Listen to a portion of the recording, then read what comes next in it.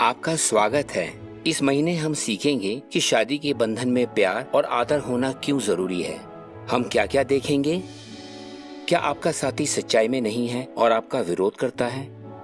हम देखेंगे कि किस तरह अलेक्जेंड्रो अपनी पत्नी से प्यार और सब्र से पेश आया और उसके शांत स्वभाव की वजह से उसकी पत्नी डोरिना ने भी सच्चाई अपनाई। हम देखेंगे कि भाई क्लॉडियस जॉनसन कैसे बदलते हालात का सामना कर पाए। और इस महीने का गाना पति पत्नियों को याद दिलाएगा कि बाइबल के सिद्धांत मानने से ही सच्ची खुशी मिलती है। यह है मार्च महीने का JW ब्रॉडकास्टिंग।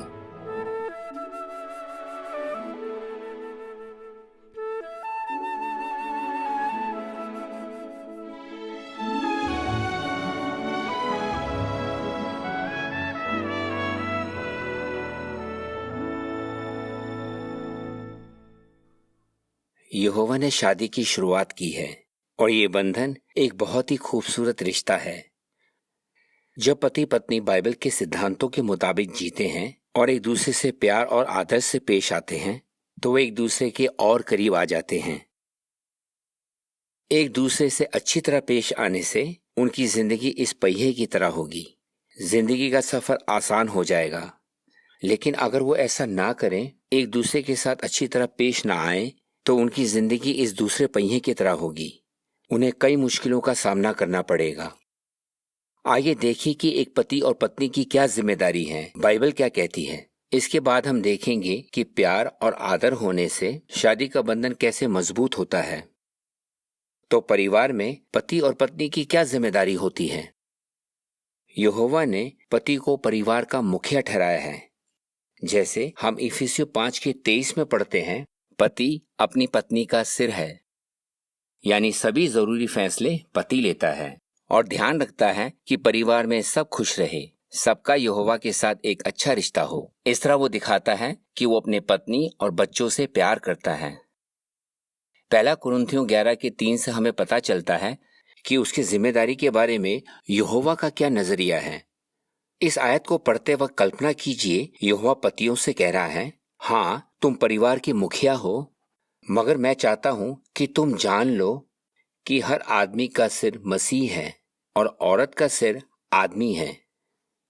ऐसा लगाना कि एक आदमी अपने दामाद से कह रहा है, तुम मेरी बेटी से शादी तो कर रहे हो, पर उससे अच्छी तरह पेश आना, क्योंकि तुम्हें मुझे जवाब देना होगा। यहाँ यहोवा पतियों से सीधे सीधे कह रहा है, तुम अपनी पत्नी से जिस तरह पेश आओगे उसके लिए तुम्हें मुझे लेखा देना होगा। हम पतियों को इस बारे में गहराई से सोचना चाहिए। अब पत्नियों के बारे में बात करते हैं। यहोवा ने पत्नियों को पतियों का सहायक बनाया है, इसलिए अपना रिश्ता मजबूत करने के लिए उन्हें खुलकर बात करनी होगी और मिलकर काम करना होगा। एक पत्नी को अपने पति के अधीन रहना चाहिए, क्योंकि यहोवा ने पतियों को परिवार का मुखिया ठहराया है। इफिसियों 5:22 में लिखा है, पत्नियां अपने अपने पति के अधीन रहे जैसे वो प्रभु के अधीन रहती हैं। अधीन रहना शायद थोड़ा अजीब लगे, जैसे कोई कह रहा है तुम्हें उसका गुलाम बनना पड़ेगा। पर क्या बाइबल में भी ये बताया गया है कि पत्नी का दर्जा पति से कम है? नहीं। इसके बजाय बाइबल बताती है कि पति पत्नी एक दूसरे के सहायक हैं। बेशक उनकी जिम्मेदारियां अलग अलग हैं, लेकिन इन्हें पूरा करने के लिए उन्हें मिलकर काम करना चाहिए। इसे समझने के लिए आइए इन दो लोगों पर ध्यान दें जो बर्फ पर स्केटिंग कर रहे हैं। स्केटिंग करते वक्त दोनों कितने खूबसूरत लग रहे हैं, कितने अच्छे से एक दूसरे का साथ दे रहे हैं। इन्हें देखकर हमने ये नहीं सोचा कि लड़की लड़के को क्यों नहीं उठा रही। हम जानते हैं कि लड़की ऐसा नहीं करती, पर उसने अच्छे से लड़के का साथ दिया। उसी तरह से जब पत्नी अपने पति का साथ देती है तो वो दिल से उसकी कदर करता है और वो दोनों साथ मिलकर अपना रिश्ता मजबूत कर पाते हैं। अब तक हमने देखा कि एक पति की क्या जिम्मेदारी है और पत्नी की क्या। अब आइए इफिसियों 5 और आयत 33 में लिखा एक जरूरी सिद्धांत पढ़े। इससे हम जान पाएंगे कि यहोवा पति पत्नियों से क्या चाहता है कि वो अपनी जिम्मेदारी कैसे निभाएं। इफिसियों 5 आयत 33, तुम में से हर एक अपनी पत्नी से वैसा ही प्यार करे जैसा वो अपने आप से करता है, और पत्नी भी अपने पति का गहरा आदर करें। हम जानते हैं कि इस आयत का यही मतलब है कि पति को अपनी पत्नी से प्यार करना है और पत्नी को अपने पति का आदर करना है। लेकिन ये आयत पति पत्नी के बारे में हमें कुछ और भी सिखाती है। यहोवा हमें बता रहा है कि हर साथी को क्या चाहिए। पति चाहता है कि उसका आदर किया जाए और पत्नी चाहती है कि उसे प्यार मिले। लेकिन इसका यह मतलब नहीं कि पति को प्यार नहीं चाहिए या पत्नी को आदर। इसे हम ऐसे समझ सकते हैं कि आदमियों के लिए उनका औहदा, उनकी इज्जत ज्यादा मायने रखती है, जबकि औरतों के लिए अच्छे रिश्ते, दोस्ती और प्यार। बाइबल के इस सिद्धांत से हम समझ पाते हैं कि कभी कभी हमारा साथी क्यों हमसे सहमत नहीं होता और अलग राय रखता है। दोनों अलग तरह से सोचते हैं, जिसका असर उनकी शादीशुदा जिंदगी पर पड़ता है। आइए ऐसे 3 मामलों पर गौर करें जिनमें पति पत्नी ये सिद्धांत लागू कर सकते हैं और एक दूसरे के साथ प्यार और आदर से पेश आ सकते हैं। पहला, एक दूसरे से बात करते वक्त। दूसरा, समस्याएं सुलझाते वक्त। और तीसरा, सबके सामने पेश आते वक्त। पहले देखते हैं कि उन्हें एक दूसरे से कैसे बात करनी चाहिए। पत्नी चाहती है कि उसका पति उससे प्यार करे और वो दोनों एक अच्छे दोस्त हों, इसलिए वो उससे खुलकर बात करती है। अपने जिंदगी की हर छोटी बड़ी बातें उसे बताती है। इस तरह से वो अपने पति के करीब महसूस करती है। वो चाहती है कि उसका पति भी उसे हर बात बताए। पतियों, जब आप अपनी पत्नी से बात करते हैं, उसकी सुनते हैं, तो वो महसूस कर पाती है कि आप सच में उससे प्यार करते हैं, उसकी परवाह करते हैं। आपके पत्नी के लिए ये बात बहुत मायने रखती है कि वो आपको सब कुछ बताए और वो चाहती है कि आप भी उसे हर बात बताएं। मान लीजिए पत्नी अपने पति को बता रही है कि उस दिन उसके साथ क्या हुआ, पर शायद वो उसे बीच में ही टोक दे या बिना सुने ही वो उसे अपनी राय देने लगे या उसकी बात पर ध्यान ही ना दे। ऐसे में पत्नी सोचे कि ये मेरी पूरी बात क्यों नहीं सुनते, क्या इन्हें अब मुझसे प्यार नहीं। ये बहुत जरूरी है कि पति अपने पत्नी की बात ध्यान से सुने। हो सकता है कि उस दिन उसके काम पर बहुत कुछ हुआ, उसका दिन अच्छा नहीं गया और घर लौटकर भी वो उसी बारे में सोच रहा है। ऐसे में जब पत्नी उससे बात करती है तो शायद वो सोचे ये तो बस इधर उधर की बात कर रही है, कोई जरूरी बात नहीं है, इसलिए वो उसकी बात पर कोई ध्यान नहीं देता। बल्कि वो सोचता है उसके साथ जो कुछ हुआ वो ज्यादा मायने रखता है। इसलिए अगर वो हमेशा अपनी ही बातें करे और पत्नी की बातों पर कोई ध्यान ना दे, उन्हें इतना जरूरी ना समझे, तो पत्नी को बहुत बुरा लग सकता है। शायद वो सोचने लगे अब वो मुझसे प्यार नहीं करते। आइए नीति वचन 20 का 5 पढ़े और देखें कि पति ये सलाह कैसे मान सकते हैं। इंसान के या पत्नी के दिल के विचार गहरे पानी की तरह है, मगर पैनी समझ रखने वाला इसे खींच निकालता है। क्या ही बढ़िया सलाह दी गई है यहाँ।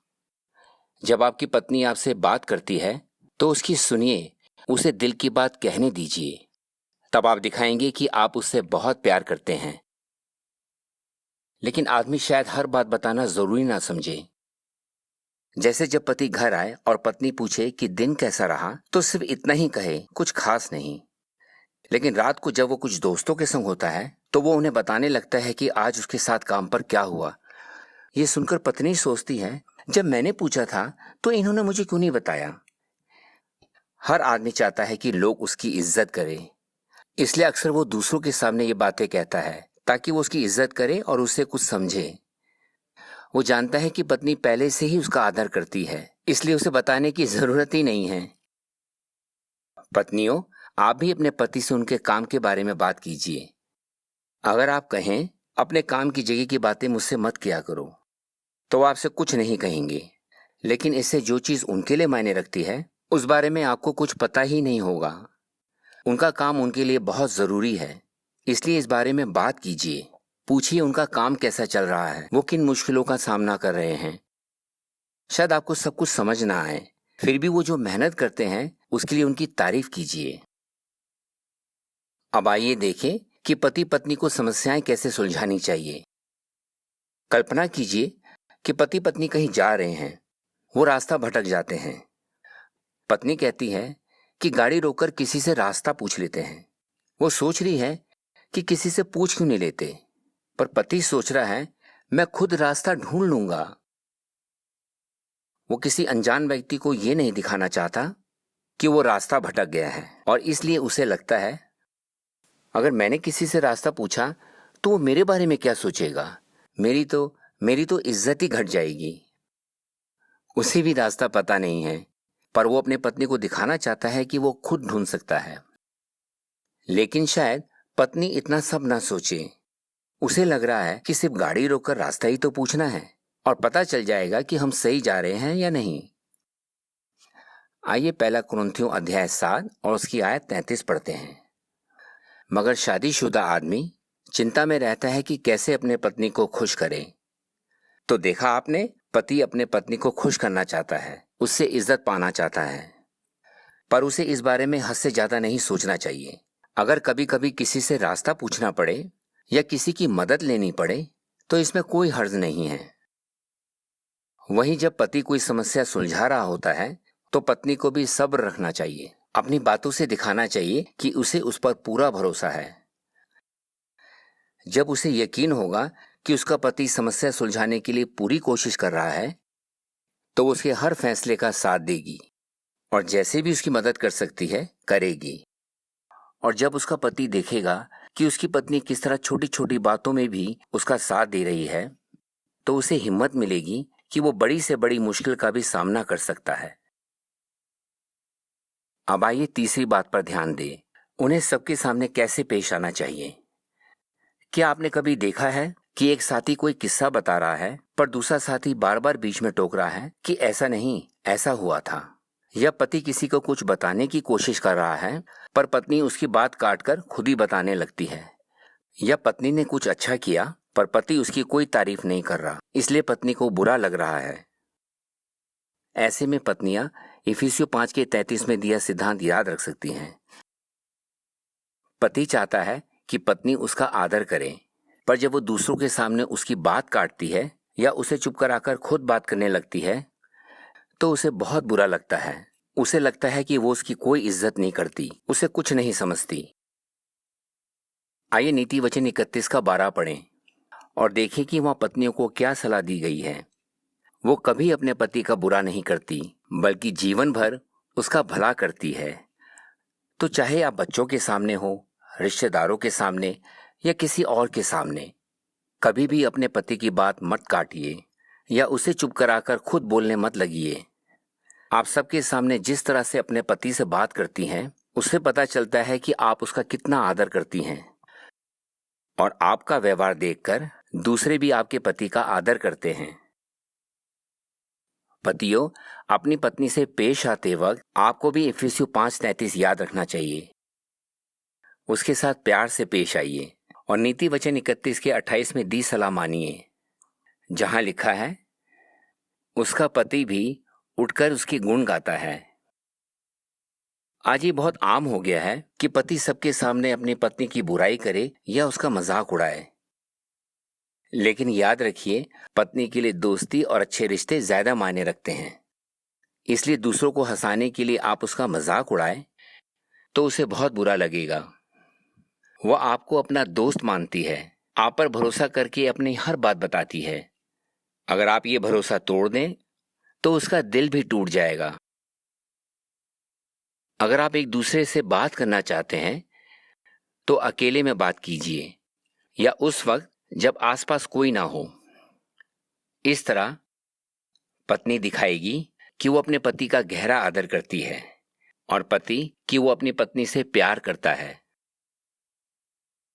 तो हमने देखा कि शादी के बंधन में पति पत्नी कैसे एक दूसरे से प्यार और आदर से पेश आ सकते हैं। हमने 3 मामलों पर बात की। एक दूसरे से बात करते वक्त, समस्याएं सुलझाते वक्त और सबके सामने एक दूसरे के साथ पेश आते वक्त। अपना रिश्ता मजबूत करने के लिए आप दोनों को मेहनत करनी है। सोचिए, आप एक दूसरे के साथ कैसे पेश आते हैं। क्या आप अक्सर एक दूसरे का दिल दुखाते हैं? पिछले बार आपने कब बात की कि आप एक दूसरे के लिए प्यार और आदर कैसे बढ़ा सकते हैं? इफिसियों 5:33 में दी सलाह मानकर दो अपरिपूर्ण इंसान भी अपनी शादीशुदा जिंदगी में खुशी पा सकते हैं। इस आयत में दिया सिद्धांत हमें शादी के बारे में यहोवा का नजरिया समझने में मदद देता है। उसने हमें बताया है कि हर साथी के लिए क्या ज्यादा मायने रखता है। पति चाहता है कि उसका आदर किया जाए और पत्नी चाहती है कि उसे प्यार मिले। जब पति पत्नी इस आयत में दिया सिद्धांत मानते हैं तो इससे यहोवा की महिमा होती है। अगर आप चाहते हैं कि आपकी शादीशुदा जिंदगी का सफर आसान हो तो आप पूरी कोशिश कीजिए कि यहोवा का दिया सिद्धांत माने और एक दूसरे के साथ प्यार और आदर से पेश आएं। हम क्यों कह सकते हैं कि बाइबल के सिद्धांत मानने से पति पत्नी को सच में फायदा होगा? क्योंकि पहले भी यहोवा के लोगों को इससे फायदा हुआ है। आइए एक वीडियो देखें। हम देखेंगे कि पत्नियां और पति भी सारा की मिसाल से क्या सीख सकते हैं।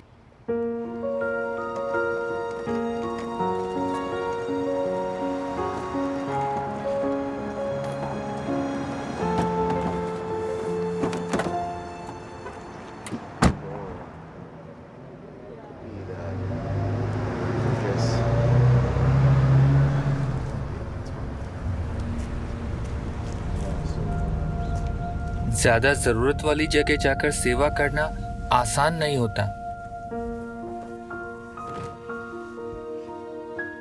दिन भर प्रचार करने के बाद अब मुझे सभा में मिले भाग की भी तैयारी करनी है। शुक्र है जैसी सब कुछ कर लेती है। वो सच में बहुत अच्छी है।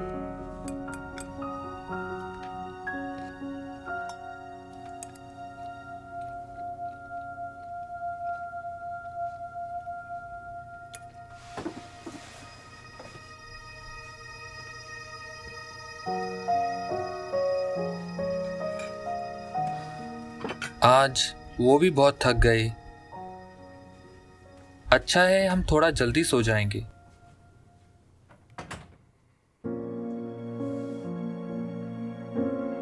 आजकल विलियम और मेरी किसी बात पर नहीं बनती। ये कैमरा तो कितना महंगा है, हम इसे नहीं खरीद सकते। पर उन्होंने मेरी एक नहीं सुनी।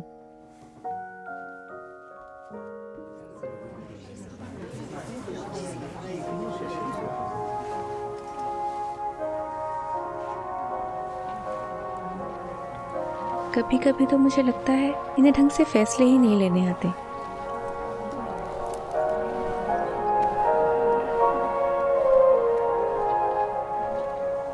मेरी बात तो इनके लिए कोई मायने ही नहीं रखती। अब तो मैंने बोलना ही छोड़ दिया है।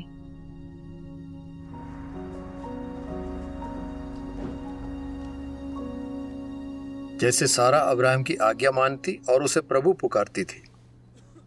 इब्रानियों अध्याय 11 और यशायाह अध्याय 51 में बताया गया है कि सारा मसीह पत्नियों के लिए एक अच्छी मिसाल है। और सिर्फ पत्नियां ही नहीं, पति भी उससे बहुत कुछ सीख सकते हैं। मैं सारा से क्या सीख सकता हूँ?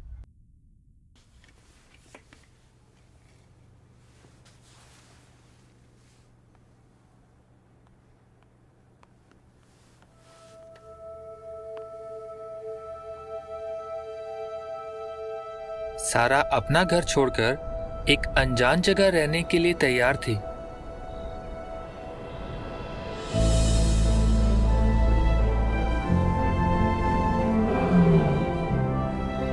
एक ऐसी जगह जहां उसे खतरों और मुश्किलों से भरी जिंदगी जीनी होती। उसने हर हालात में अब्राहम का साथ दिया।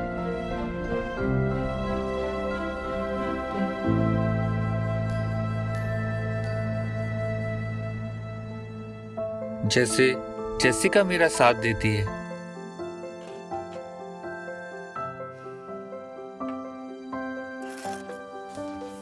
वो खुशी खुशी सब काम करती है, कभी कोई शिकायत नहीं करती। मुझे उसे बताना होगा कि वो मेरे लिए कितना मायने रखती है और मैं उससे कितना प्यार करता हूँ।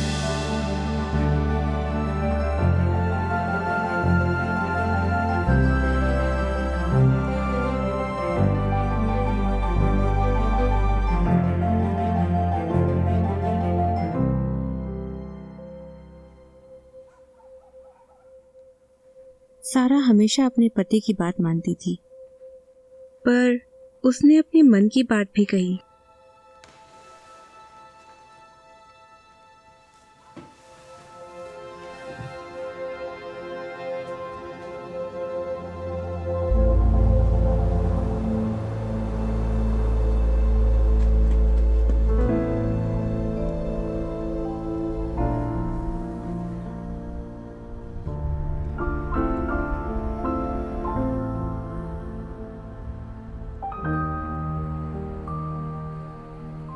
वो इसहाक से बहुत प्यार करती थी।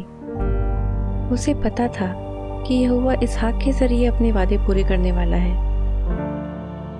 उसने अब्राहम से बात की। वो जानती थी कि उसे बुरा लगेगा, फिर भी उसने अपनी बात कही।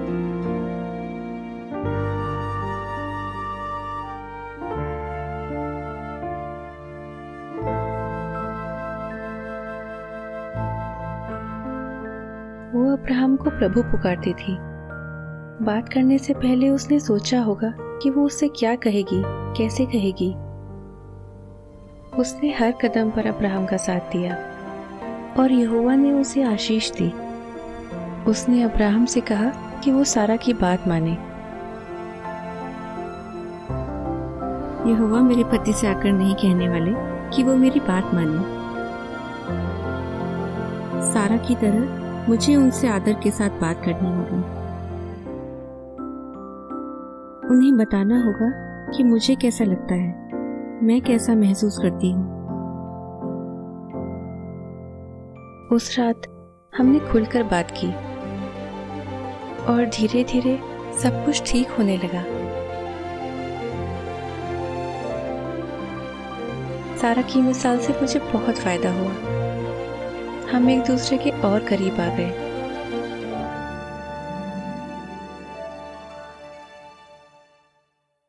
अगले वीडियो में हम भाई क्लाउडियस जॉनसन से मिलेंगे। उनकी पत्नी को गुजरे हुए 20 साल से ज्यादा हो चुके हैं, लेकिन हम देखेंगे कि मसीही गुण बढ़ाने और यहोवा की सेवा में लगे रहने की वजह से उन्होंने अपने शादी के 40 साल खुशी खुशी बिताए। प्रार्थना करना बहुत जरूरी है। कोई भी फैसला लेने से पहले मैं हमेशा यहोवा से प्रार्थना करता हूँ ताकि सही फैसला ले सकूं। मेरा जन्म 26 मार्च 1923 में पनामा में हुआ था और 1946 के अगस्त महीने में ओहायो के क्लीवलैंड शहर में मेरा बपतिस्मा हुआ। फिर जनवरी 1947 में मैंने पायनियर सेवा शुरू कर दी। जिंदगी के इस सफर में बाइबल की कई आयतों ने मेरी मदद की। उनमें से एक है भजन 55 का 22। वहाँ लिखा है, अपना सारा बोझ यहोवा पर डाल दे, वो तुझे संभालेगा, वो नेक जन को कभी गिरने नहीं देगा। काफी पहले की बात है। मैं सेना में भर्ती होना नहीं चाहता था, मैं प्रचार करना चाहता था। इसकी इजाजत लेने के लिए मैं अपने इलाके के सेवा मंडल के दफ्तर गया, पर उन्होंने मुझे सेना में भर्ती होने का आदेश दिया। तब मैंने संगठन के कानून विभाग से बात की और उन्होंने कहा कि मैं इस फैसले के खिलाफ अपील करूं। इसलिए मैं दोबारा उनके दफ्तर गया और उन्होंने मुझ पर सवालों की बौछार कर दी। उन्होंने कहा, तुम पार्ट टाइम नौकरी करते हो, फिर तुम पूरे समय प्रचार कैसे कर पाओगे? लेकिन मैं 12 लोगों के साथ बाइबल अध्ययन कर रहा था और उनका नाम पता मैंने सब कुछ उन्हें बताया। मैंने उन्हें यह भी बताया कि मैं कब और किस दिन उनके साथ अध्ययन करता हूँ। तब उनके एक अधिकारी ने कहा, तुम्हारा मतलब कि अब हम इन लोगों से जाकर पूछताछ करें और ये हमें बताएंगे कि तुम उनके साथ अध्ययन करते हो कि नहीं? मैंने कहा, जी सर। जब तक उनका कोई जवाब नहीं आया, मैं बार बार यही प्रार्थना करता रहा कि यहोवा उन्हें सही फैसला लेने में मदद करो। ये सच में एक मुश्किल दौर था।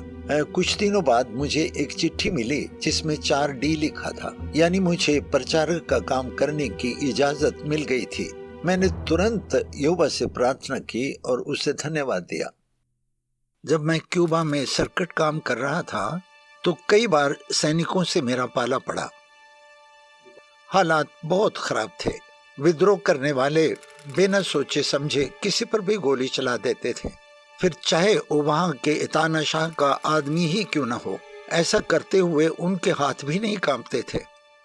एक बार हम एक मंडली का दौरा करने गए जो पहाड़ी इलाके में थी। वापस आने के लिए हमने एक बस ली। जैसे ही हम हाईवे पर पहुंचे, 2 सैनिकों ने हमारी बस रुकवा दी और सभी आदमियों को बाहर बुलाया। उन्होंने एक एक करके सबको देखा और वापस बस में भेज दिया। पर जब उन्होंने मुझे देखा तो कहा, ए तुम वहीं रुको। एक ने मुझ पर बंदूक तानी और पूछा, कौन हो तुम? मैंने उन्हें सब कुछ बताया, पर उसने बंदूक नीचे नहीं की। दूसरे सैनिक ने ड्राइवर से कहा, निकलो गाड़ी लेकर।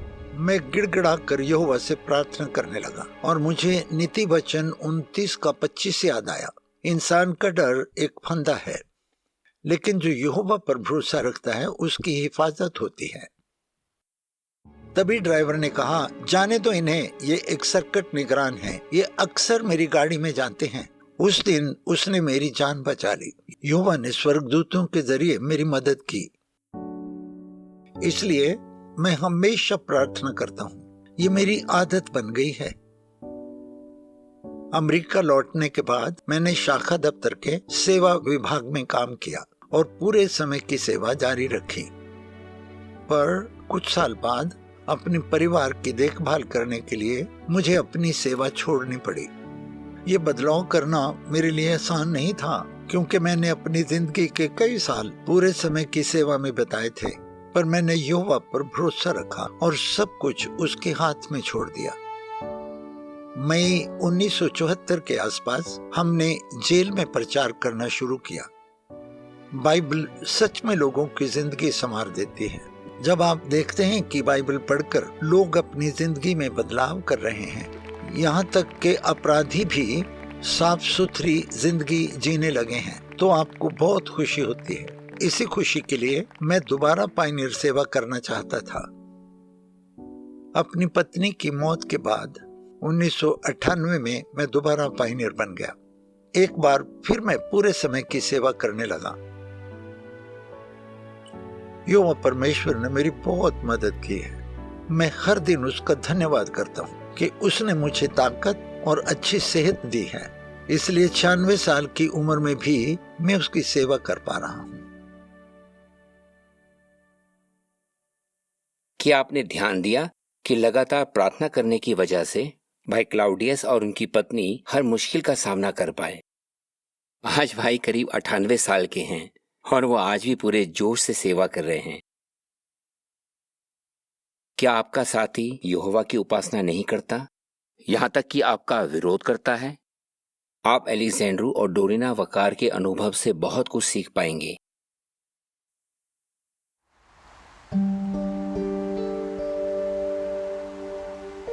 उन्नीस 1993 में मैंने बाइबल अध्ययन करना शुरू किया। उस वक्त मैं 43 साल का था।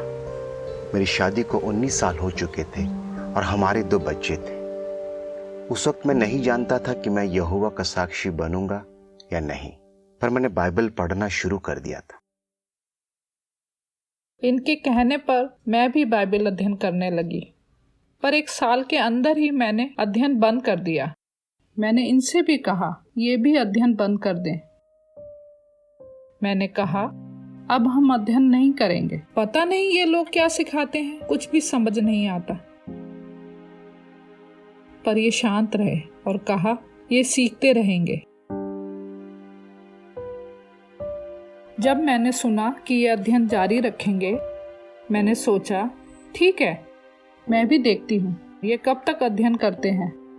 मैं कुछ ऐसा करूंगी कि ये खुद ही अध्ययन बंद कर देंगे। जब ये प्रचार के लिए तैयार होते तो मुझे और भी गुस्सा आ जाता।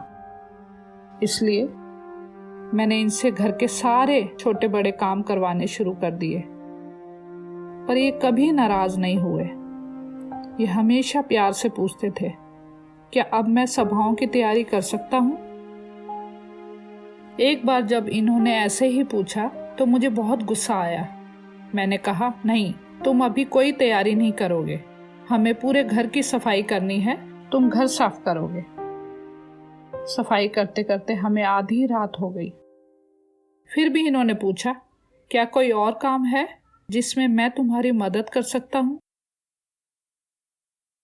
मेरा बर्ताव बिल्कुल अच्छा नहीं था और बपतिस्मे के बाद तो मैं इन्हें और भी परेशान करने लगी, पर इन्होंने कभी मुझे कुछ बुरा भला नहीं कहा और सब कुछ सहते रहे। इस दौरान मैं समझने की कोशिश कर रहा था कि आखिर ये ऐसा क्यों कर रही है। जब वो मुझे ताने मारती या उल्टा जवाब देती तो ये बर्दाश्त करना बहुत मुश्किल होता था। कभी कभी तो मैं सोचता था बस बहुत हो गया, मुझसे अब और नहीं होगा। जो भाई मेरा बाइबल अध्ययन कराता था, मैंने उसे सब कुछ बताया और कहा अब मैं अध्ययन नहीं करूंगा। और उस भाई ने मेरा बहुत हौसला बढ़ाया। उसने कहा नहीं नहीं, अध्ययन बंद मत करो, शायद तुम्हें देखकर तुम्हारी पत्नी भी अध्ययन करने लगे। हर बार भाई से बात करने के बाद मुझे बहुत अच्छा लगता था, मेरा नजरिया ही बदल जाता था। मैं अपनी पत्नी से बहुत प्यार करता हूं, चाहता हूं कि वो हमेशा मेरे साथ रहे। ये अक्सर मुझसे कहते थे मैं तुमसे बहुत प्यार करता हूँ। कभी कभी तो मुझसे भी पूछते थे क्या तुम मुझसे प्यार करती हो? कभी तो मैं जवाब देती थी, पर कभी यूं ही मुस्कुरा देती थी। मैंने मन ही मन सोचा ये मुझसे कितना प्यार करते हैं, इन्हें सच में मेरी परवाह है। कई बार मैं खुद से कहती थी ये मेरे पति हैं, चाहे तो मुझ पर हाथ उठा सकते हैं या मेरे साथ जबरदस्ती कर सकते हैं कि मैं भी अध्ययन करूं, पर मुझे याद है इन्होंने कभी भी ऐसा नहीं किया, यहाँ तक कि कभी ऊंची आवाज में भी बात नहीं की। जब यह देखती थी कि ना तो मैं गुस्सा कर रहा हूं और ना ही इसे कुछ बुरा भला कह रहा हूं, तो थोड़ी देर बाद यह अपने आप शांत हो जाती थी। इन्होंने बहुत सब्र रखा। जैसे जैसे समय बीता मुझे सभाओं में चलने के लिए कहने लगे और इस तरह मैंने सभाओं में जाना शुरू किया। जब इसने कहा कि ये दोबारा अध्ययन करना चाहती है तो मेरी खुशी का ठिकाना ही नहीं रहा। अगस्त 2006 में मैंने दोबारा अध्ययन करना शुरू किया। फिर मार्च 2007 से मैं प्रचार करने लगी और जुलाई 2007 में मैंने बपतिस्मा लेने का फैसला किया। उस साल अधिवेशन में मैं बपतिस्मा विभाग में काम कर रहा था और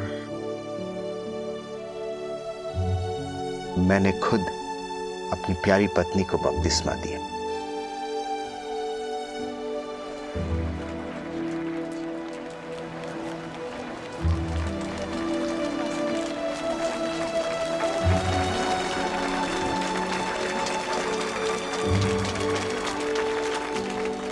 पहला कुरिन्थियों 13:4 में लिखा है, प्यार सब्र रखता है और कृपा करता है। शायद आपको महीनों, सालों या इससे भी लंबे समय तक सब्र रखना पड़े, इसलिए हिम्मत मत हारिए, उम्मीद मत छोड़िए।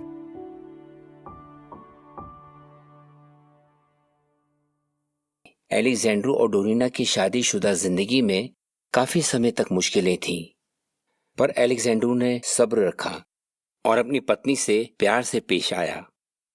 इसलिए जैसे जैसे समय बीता डोरिना ने भी सच्चाई अपना ली। अगर आपका साथी भी सच्चाई में नहीं है तो एलेक्जेंड्रो की तरह सब्र रखिए और जैसा उसने कहा, उम्मीद मत छोड़िए। सबोपदेशक अध्याय 4 आयत 12 में लिखा है, जो डोरी 3 धागों से बटी हो वह आसानी से नहीं टूटती। यह आयत हम अक्सर शादी के मामले में लागू करते हैं, लेकिन 3 धागों से बटी डोरी का मतलब क्या है और पति पत्नी को इससे कैसे फायदा होता है? आइए अगले वीडियो में इन सवालों के जवाब जानें।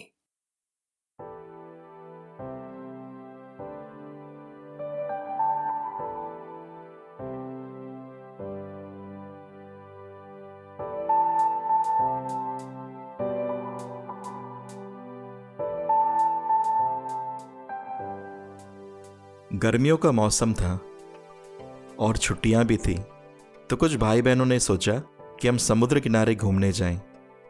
वहीं मैं नोएमी से मिला। इसकी बहनों से मैं मिला था, पर नोएमी से पहली बार मिल रहा था। सबसे पहले मेरे नाना नानी और मौसी ने सच्चाई सीखी। वो इक्वाडोर में रहते थे। हमारा घर भी उनके घर के पास ही था। जब मैं और मेरी बहनें बड़ी हो रही थी तो उन्होंने हमारी बहुत मदद की। उन्होंने पापा मम्मी की भी मदद की कि वो मेरे दिल में यहोवा के लिए प्यार बढ़ा सके। शादी के पहले 3-4 साल हम परिवार से दूर रहते थे। उनका घर करीब 1.5 घंटे दूर था। दूर रहना मुश्किल था। मैं कभी अपने बहनों से अलग नहीं रही थी। मतलब मेरे लिए तो वो बहुत दूर था। मैं शुरू से एक ऐसी लड़की से शादी करना चाहता था जो यहोवा से प्यार करती हो। मुझे याद है मम्मी पापा कहते थे और हमने सभाओं में भी सुना था कि एक ऐसा साथी चुनो जो आपसे ज़्यादा यहोवा से प्यार करे। यह आसान नहीं था, लेकिन मुझे ऐसी ही पत्नी मिली है। उसने अपने कामों से दिखाया है कि उसके लिए मुझसे ज़्यादा यहोवा मायने रखता है। शायद इसलिए हम दोनों साथ में बहुत खुश हैं। सर्किट काम में पहला साल हम दोनों के लिए बहुत मुश्किल था। हम परिवार से करीब 5000 किलोमीटर दूर थे और खुद को भी एक नए माहौल में ढालना था। 2 महीने बाद मेरे नाना जी गुजर गए और 6 महीने बाद मेरी मम्मी। कुछ समय बाद मेरी मम्मी की भी मौत हो गई। ये दुख सहना बहुत मुश्किल था। अपनों की मौत का गम सहना हमारे लिए आसान नहीं था। कभी कभी हम बहुत निराश हो जाते थे और हमें लगता था अब हम सर्किट काम नहीं कर पाएंगे, हमसे और नहीं होगा। जब नोएमी की मम्मी की मौत हुई तो उसके 8 महीने और 10 दिन बाद ही मेरी मम्मी की भी मौत हो गई।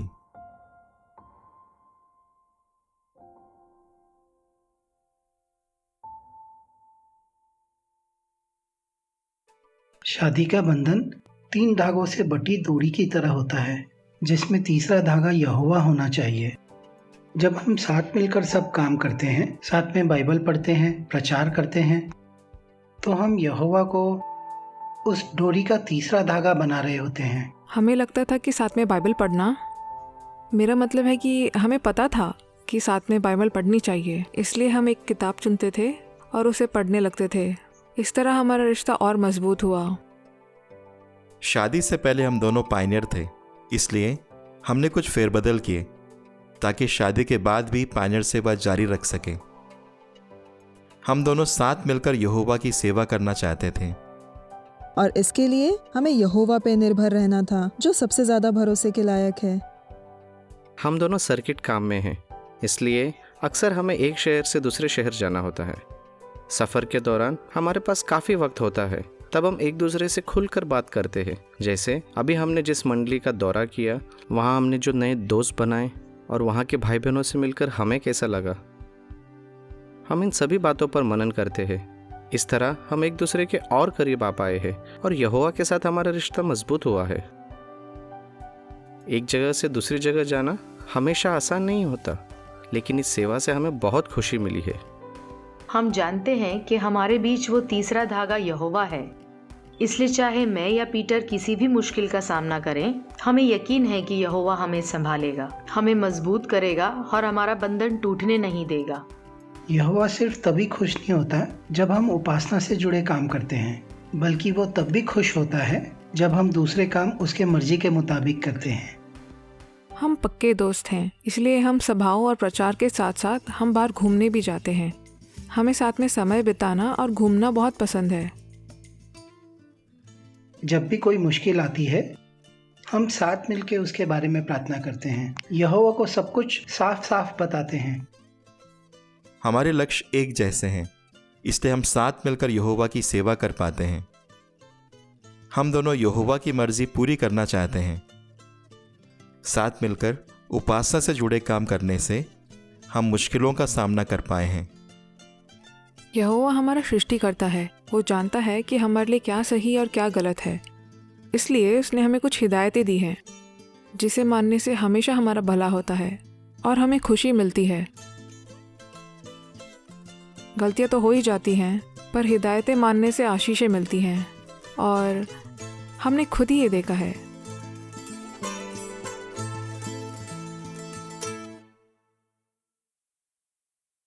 जब पति पत्नी अपने शादी में यहोवा को शामिल करते हैं तो उनका रिश्ता 3 धागों से बटी डोरी की तरह मजबूत हो जाता है। पति पत्नी में एकता होती है। इसी बात को समझाने के लिए बाइबल में लिखा है कि वो दोनों एक तन होंगे। भाई रॉबर्ट सिरेंको ने सुबह की उपासना में इसी विषय पर बात की। उत्पत्ति 2:24 में लिखा है कि शादी के बाद आदमी और औरत एक तन बन जाते हैं। तो आइए कुछ सवालों पर गौर करें। ये शब्द किसने कहे थे? इनका मतलब क्या है? हम इन्हें कैसे मान सकते हैं? और क्या बाइबल में किसी जोड़े की अच्छी मिसाल दी गई है? आइए इसके आसपास की आयतों पर ध्यान दें। आप अपनी बाइबल उत्पत्ति अध्याय 2 पर खोल सकते हैं। हम उसकी आयत 18 पढ़ेंगे। यहाँ लिखा है, फिर यहोवा परमेश्वर ने कहा, आदमी के लिए यह अच्छा नहीं कि वो अकेला ही रहे। मैं उसके लिए एक मददगार बनाऊंगा, ऐसा साथी जो उससे मेल खाए। अब आयत 21 देखिए। इसलिए यहोवा परमेश्वर ने आदमी को गहरी नींद सुला दिया, और जब वह सो रहा था तो उसकी एक पसली निकाली और फिर चीरा बंद कर दिया। और यहोवा परमेश्वर ने आदमी से जो पसली निकाली थी उससे एक औरत बनाई और उसे आदमी के पास ले आया। तब आदमी यानी आदम ने कहा, आखिरकार यह वो है जिसकी हड्डियां मेरी हड्डियों से रची गई हैं, जिसका मांस मेरे मांस से बनाया गया है। यह नर में से निकाली गई है, इसलिए यह नारी कहलाएगी। आयत 24, इस वजह से आदमी अपने माता पिता को छोड़ देगा और अपनी पत्नी से जुड़ा रहेगा और वे दोनों एक तन होंगे। तो पहला सवाल, ये शब्द किसने कहे थे? आदम ने? नहीं, क्योंकि हम जानते हैं कि इस किस्से में आदम बात नहीं कर रहा था। उसने सिर्फ हवा की तारीफ में एक कविता रची, जिसे अभी हमने आयत 23 में पढ़ा। अब हो सकता है आप सोचें कि मूसा ने ये शब्द कहे होंगे, लेकिन जब आदम और हवा की शादी हुई तो मूसा वहां नहीं था। उसने तो उत्पत्ति की किताब करीब 2500 साल बाद लिखनी शुरू की, और तब भी अपने शब्द नहीं, परमेश्वर के विचार लिखे। एक तन, ये शब्द बाइबल के 3 लेखकों ने इस्तेमाल किए, मती, मरकुस और पौलुस ने। लेकिन मती की किताब से पता चलता है कि ये शब्द किसने कहे। तो आइए मती अध्याय 19 खोलें। अध्याय 19 आयत 4 से 6। यहाँ यीशु फरीसियों से बात कर रहा है। यहाँ लिखा है, यीशु ने उन्हें जवाब दिया, क्या तुमने नहीं पढ़ा कि जिसने उनकी सृष्टि की थी उसने शुरुआत से ही उन्हें नर और नारी बनाया था, और कहा था, इस वजह से आदमी अपने माता पिता को छोड़ देगा और अपनी पत्नी से जुड़ा रहेगा और वो दोनों एक तन होंगे। तो वे अब 2 नहीं रहे बल्कि एक तन हैं। इसलिए जिसे परमेश्वर ने एक बंधन में बांधा है उसे कोई इंसान अलग ना करे। तो जैसा हमने पढ़ा, ये शब्द यहोवा ने कहे थे। इससे हम यहोवा का नजरिया जान पाते हैं और समझ पाते हैं कि शादी का बंधन कितना पवित्र है। यीशु ने कहा, परमेश्वर ने उन्हें नर और नारी बनाया जो एक दूसरे से मेल खाते, और उन्हें शादी के बंधन में बांधा ताकि वो एक तन हो।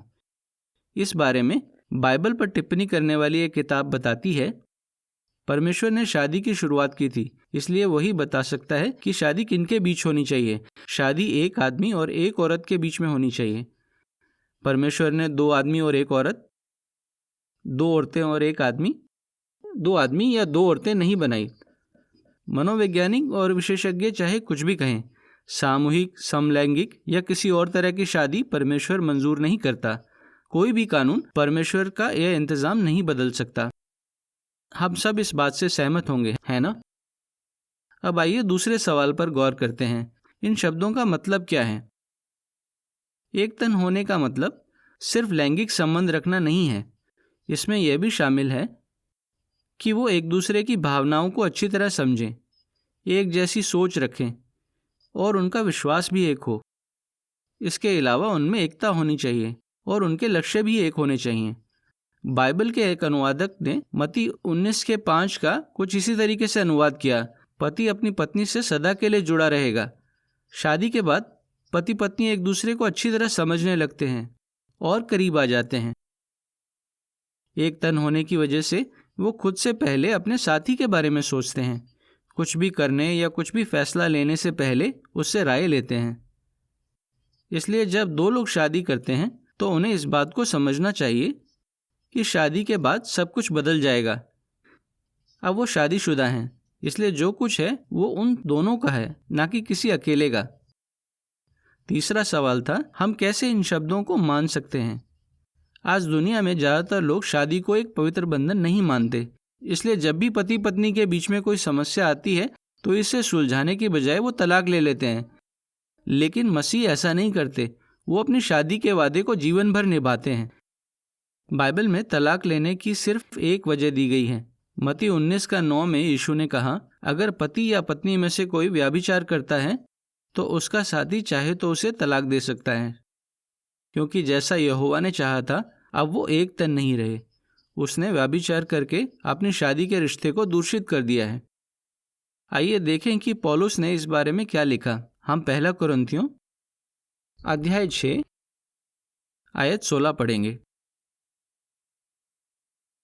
उसने लिखा, क्या तुम नहीं जानते कि जो वेश्या से मिल जाता है वो उसके साथ एक तन हो जाता है, क्योंकि परमेश्वर कहता है वे दोनों एक तन होंगे।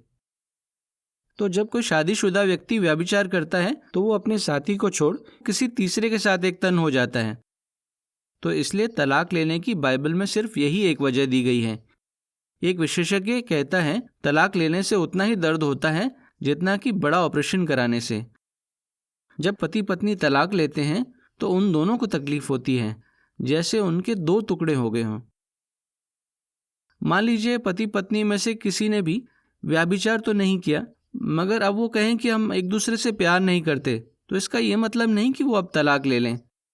इसके बजाय उन्हें सोचना चाहिए कि वो कौन सी बात थी जिससे वो अपने साथी से प्यार करने लगे थे, और उन्हें यहोवा से मदद मांगनी चाहिए कि वो उसके सिद्धांतों को मान सकें और अपने रिश्ते को और मजबूत कर पाएं। हमारा चौथा सवाल था, क्या बाइबल में किसी ऐसे जोड़े की मिसाल दी गई है जिसने शादी के बारे में यहोवा का नजरिया अपनाया। आइए रोमियो की किताब अध्याय 16 खोलें। हम इसकी आयत 3 पढ़ेंगे। यहाँ लिखा है, प्रिस्का यानी प्रिस्किला और अक्विला को, जो मसीह यीशु में मेरे सहकर्मी हैं, मेरा नमस्कार। अक्विला और प्रिस्किला ने हमेशा एक दूसरे का साथ दिया। उन्होंने अपने शादी के रिश्ते को पवित्र समझा और जैसा यहोवा चाहता है वो एक तन बने रहे। पौलुस उनका अच्छा दोस्त था। उसने हमेशा अक्विला के साथ प्रिस्किला का भी जिक्र किया, जो हर कदम पर उसका साथ देती थी। वो मसीह जोड़ों के लिए बढ़िया मिसाल है। मसीह यूनानी शास्त्र में 6 बार इस जोड़े का जिक्र किया गया है और हर जगह हम पढ़ते हैं कि वो साथ मिलकर काम कर रहे हैं, ना कि झगड़ रहे हैं। हर बार उनका जिक्र साथ में किया गया है, चाहे घर के काम हो, नौकरी या प्रचार काम। उन्होंने हमेशा एक दूसरे का साथ दिया। जब उन्होंने मिलकर यहोवा की सेवा की तो वो उसके दिए सिद्धांतों को अच्छी तरह मान पाए और इस तरह उनका बंधन और मजबूत हुआ। शायद आप काम या किसी और जिम्मेदारी की वजह से अपने साथी के साथ ज़्यादा समय ना बिता पाएं।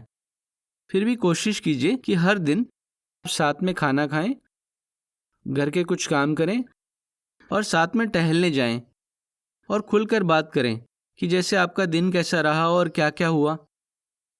अक्विला और प्रिस्किला से हमने सीखा कि जब पति पत्नी साथ मिलकर यहोवा की सेवा करते हैं तो वो दोनों एक जैसे लक्ष्य रख पाते हैं। इससे उनका रिश्ता और मजबूत हो जाता है, जैसे साथ मिलकर अध्ययन करना, सभाओं में जाना और उनमें हिस्सा लेना, प्रचार करना और साथ में प्रार्थना करना। इसका मतलब जब वो दोनों साथ मिलकर ये सारे काम करेंगे तो उनकी आदतें, पसंद नापसंद सब कुछ मिलने लगेगा और अक्विला और प्रिस्किला की तरह वो एक दूसरे को अच्छी तरह समझ पाएंगे, एक जैसी सोच रख पाएंगे और एक तन बन जाएंगे। तो हमने देखा कि ये शब्द यहोवा ने कहे थे। एक तन होने का मतलब है एक दूसरे की भावनाओं को समझना और एक जैसे लक्ष्य रखना।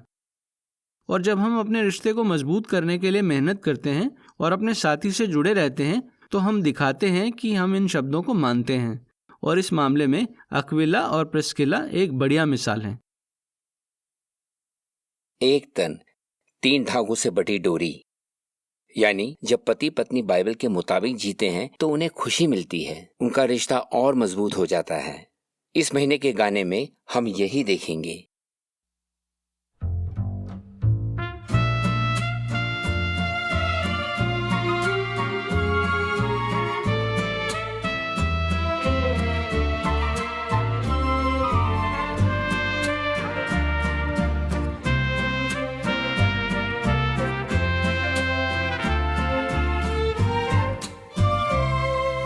तू वो ही मेरे लिए बनी, मेरी जान मेरी है साथी, जो खूबियाँ तेरी देखूं तो दिल मेरा यकीन करे, होगा जीवन खुशहाल। निभाती तू वफा, करती कदर मेरी, इन बातों से मेरे भरा है प्यार दिल में। वो संतो हम है डटे, है संग ही रहना हमें, या कि महर ही से अपना प्यार बढ़े, ओ मेरी जान।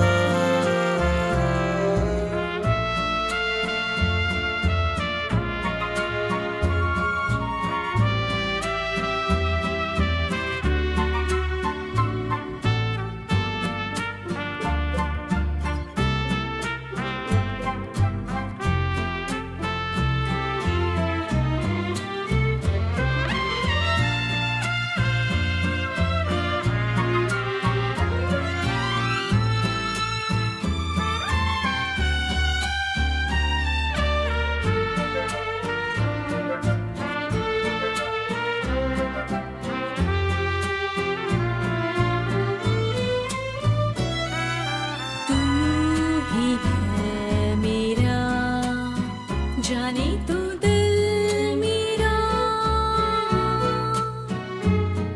और मिलके हम करते या की सेवा। हाँ है एहसास मुझे, करता कितना तू प्यार है। तू पे मुझे है नाज़, हो संतो हम है डटे,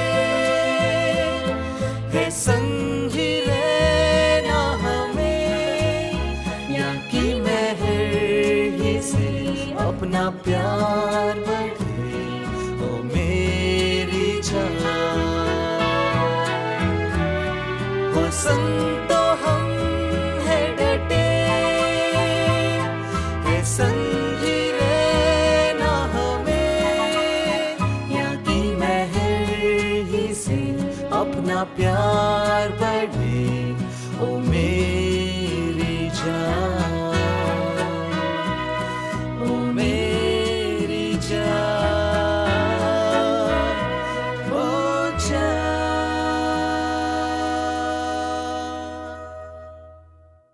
इस महीने का विषय था अपने जीवन साथी से करे प्यार और दे इज्जत। सारा की मिसाल से हमने सीखा कि एक पत्नी को किस तरह सुझाव देने चाहिए और एक पति कैसे अपनी पत्नी की कदर कर सकता है। हमने ये भी सीखा कि प्रार्थना करने से हम हर हालात का सामना कर पाएंगे। अलेक्जेंड्रो की सब्र रखने की वजह से उसकी पत्नी ने भी सच्चाई अपनाई। शादी में यहोवा को शामिल करने से पति पत्नी मिलकर मुश्किलों का सामना कर पाते हैं और उसकी सेवा कर पाते हैं। चलिए अब हम गयाना चलते हैं और वहां के भाई बहनों से मिलते हैं। ये देश दक्षिण अमेरिका के उत्तर पूर्व में है। यहाँ 7,50,000 से ज्यादा लोग रहते हैं। इस देश में वर्षा वन है यहाँ गन्ने की खेती की जाती है और खुले मैदान भी देखे जा सकते हैं। यहाँ का मौसम बहुत गर्म और उमस से भरा है और यहाँ बहुत बारिश होती है। वैसे गयाना का मतलब भी पानी का देश है। ये चैरिटी मंडली के भाई बहन हैं। ये नदी किनारे बसे इलाकों में खूब प्रचार करते हैं। इस देश के ज्यादातर लोग गांव में या नदी किनारे बसे इन दूर दराज के इलाकों में रहते हैं। ये बारामीता कस्बा है। यहाँ के लोग कैरिब भाषा बोलते हैं और सोने की खदानों में काम करते हैं। यहाँ की मंडली में 119 प्रचारक हैं जो हर महीने औसतन 228 बाइबल अध्ययन चलाते हैं। बारामीता में एक अनुवाद दफ्तर भी है। बहुत से लोग आसपास के घने जंगलों में रहते हैं और उन तक पहुंचने के लिए भाई बहनों को कई घंटे पैदल चलना पड़ता है। साल के आधे से ज्यादा समय यहाँ बारिश होती है, इसलिए सफर करना और मुश्किल होता है। फिर भी भाई बहन प्रचार काम में लगे रहते हैं। इस कस्बे के ज्यादातर लोग ऐसे ही घरों में रहते हैं। भाई बहन सबको प्रचार करते हैं, चाहे वो कसाबा के खेती करने वाले हो या सोने की खदानों में काम करने वाले। बारामीता मंडली के भाई बहन आपको मसीही प्यार और शुभकामनाएं भेजते हैं। यहोवा के साक्षियों के विश्व मुख्यालय से ये है JW ब्रॉडकास्टिंग।